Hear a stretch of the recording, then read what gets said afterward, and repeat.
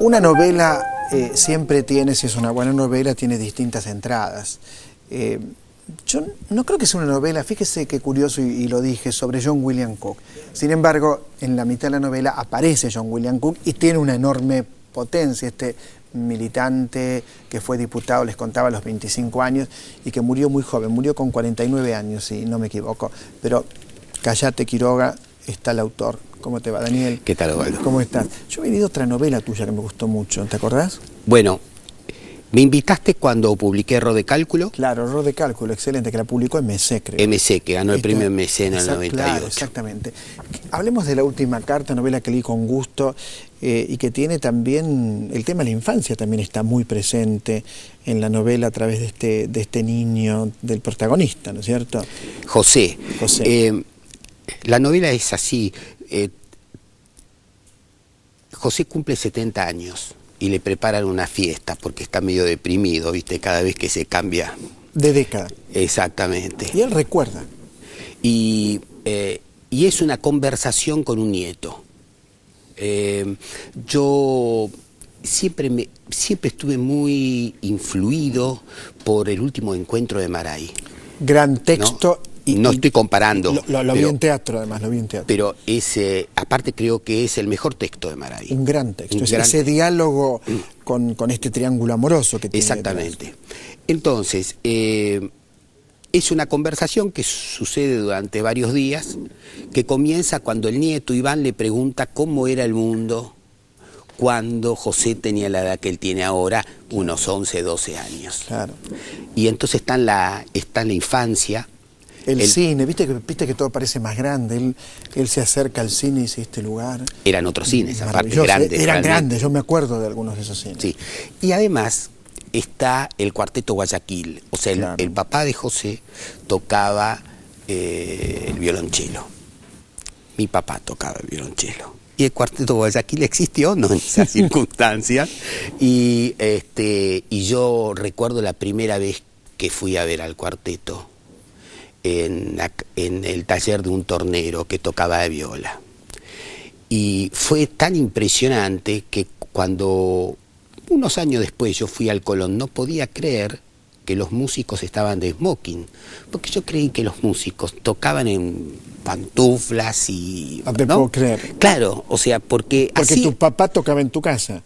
Y porque así tocaban los músicos amateur cuando interpretaban, cuando hacían un cuarteto de Mozart, ¿no? Los recuerdos de él llegan al momento en que él conoce a John William Cook. En la ficción, John William Cook estaba en... Era grande ya, John William Cook. Sí, bueno. Poco antes de morir. Sí, era más joven que nosotros. No, pero era poco antes de morir, digo. Sí, en la novela, él lo conoce poco antes de morir. Meses antes de morir. En la ficción está, porque estaba en la semi-clandestinidad en una casa del Tigre. Cook se entera que tiene cáncer de pulmón. Fumaba muchísimo. Fumaba todo. Fumaba, tomaba. Sí. ¿No? Comía. Exactamente. Era un poco obeso, ¿no? Y le manda una carta, pero informándole que se muere. Después se arrepiente, porque piensa que esa carta, en las manos que no correspondan, podía ser un problema. Vos sabés que no hay nada más peligroso que un testamento político. Claro.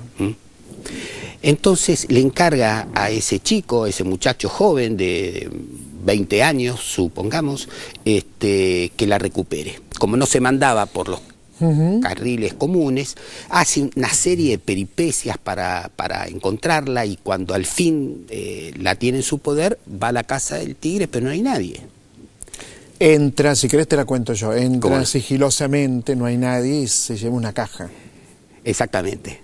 De la casa de un compañero que había caído. Que en ese momento hay algo muy interesante en la novela, que es el tema de las cartas. Porque él antes había sido amigo de alguien que robaba cartas. Urbino. Es un... Abría las cartas. Abría las cartas. Con una papa. Exactamente. Lee la novela, Daniel, no leíste la novela, es terrible, no se puede entrevistar a alguien que no leyó la novela. La escribe y no la lee, le daba vapor a la papa. Exactamente. Urbino es un cartero que roba cartas para conocer el alma humana. Y se queja. A mí el personaje se me fascina. Sí, es un lindo personaje que algún día quizás haga una novela nada más que con él. Claro. Igual ya no se puede robar cartas, porque no hay. Hay mail. Pero esas son las cartas. En realidad ahora hemos vuelto a escribir cartas, ¿no? Sí. Hemos vuelto. Sí. Y lo epistolar es muy interesante, muy interesante. Yo recuerdo un día le había mandado una carta a Gudiño Kiefer porque yo no estaba de acuerdo con algo que él había dicho sobre error de cálculo, y después... ¿A quién le mandaste la carta? A Gudiño Kiefer. A Gudiño, a Eduardo Gudiño Kiefer. Y me recibió en su casa y lo primero que dijo, me retó porque la carta no estaba firmada. La carta hay que firmarlas, ¿no? De puño y letra, y yo era máquina. De cualquier manera, esas cartas que tenían sobre eran privadas en serio. En cambio, el mail no es privado. El mail no es privado. Te lo pueden leer, puede haber un hacker, hay un montón de temas Sin con duda. el mail. Pero Sí. es cierto que se ha vuelto a escribir. Sí. Pero digo, en tu novela las cartas tienen un lugar central. ¿Por qué será? Estoy pensando, ¿por qué será? ¿Pues decís en esta o en todas? En esta. En esta, bueno, porque esa carta que le manda no existe, ¿bien? Las cartas, Claro. la correspondencia entre Cook Y Perón. claro, ha sido publicada Sí. 2 veces, ¿no? Pero puede ser que haya alguna carta que no. Sin duda, pero esta es totalmente ficción. Claro. Y evidentemente era un testamento político, y José entonces no sabe qué hacer con esa carta. Y ahí vuelve la novela José, a qué hace después con su vida. O sea que la novela trata tangencialmente sobre John William Cook. ¿Por qué te interesó William Cook? Es muy curioso, cuando John William Cook muere, o sea, antes de morir, escribe disposiciones que estuve leyendo, de que no quiere ningún cura cerca, de que si lo queman mejor, que no cree en el cuerpo, que no le importa nada, salvo su testamento político, ¿no es cierto? Pero ¿por qué William Cook? ¿Tuviste alguna búsqueda en tu vida que te llevó a William Cook? ¿Es un personaje que te apasiona? ¿Es un personaje que rechazás? Contame. No, es un personaje interesantísimo. Es el fenómeno maldito del fenómeno maldito, él, porque Cook hace... Eso está en la novela, el maldito. Claro, porque él hace el camino inverso al normal. Él viene al radicalismo. No sabemos bien, o sea, el padre era un radical alvearista, que Perón necesitaba una figura respetable para los norteamericanos y los pone como canciller. Bien, en devolución permite que el hijo sea candidato a diputado en el 46. ¿Por qué? Perón no sabía que Cook era Cook, porque el padre Cook no sabía que su hijo el Bebe era Cook, y porque el mismo el Bebe no sabía. Porque cuando es diputado, es un diputado extraordinario. No, era un tipo brillante. Vos lees ahora las cosas que decía, era brillante. Exactamente. Pero era a la izquierda del peronismo, es delegado de Perón. No, pero eso es mucho después. Mucho después, pero... Él es el ala izquierda del peronismo. Hay fotos de él con el Che Guevara, por ejemplo. Sí, pero eso es mucho después. Mucho después, claro. Pero ser a la izquierda. Ahora, en el 52 no está en las listas para renovar. No.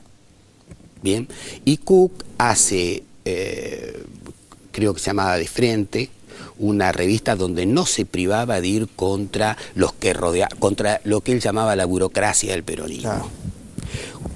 Después del golpe brutal del 55, Perón necesita a alguien que organice la resistencia espontánea. Y ese era Cook, o sea, recurre al hombre de izquierda.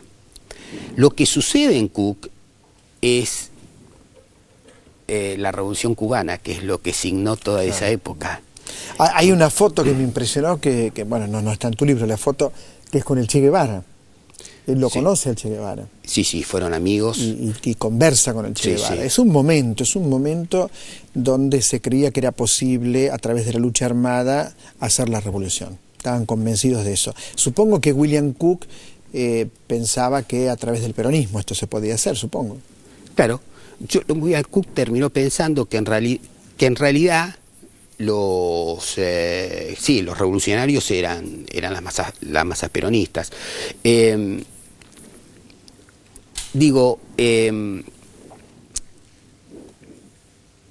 Lo que sucede